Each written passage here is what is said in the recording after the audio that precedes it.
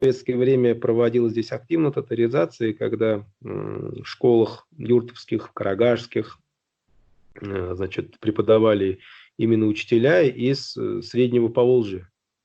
Вот. И когда они вот этим нагайским детям, ну, есть еще живых свидетелей того времени, когда они прямо открыто говорили на своем этом ялпак, мол, да, говорите там на чистом.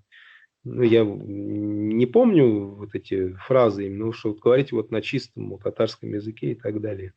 Но это унижение, это унижение. У нас говорят кимситу, то есть попытка унизить. И что они, и что хотели обратно? Да ничего. В итоге, я уже говорю, в итоге вот такой политики наш язык, наш язык деградировал, наш язык, он исчезает. И это вот Но благодаря этой политике. в любом случае каждое действие рождает противодействие.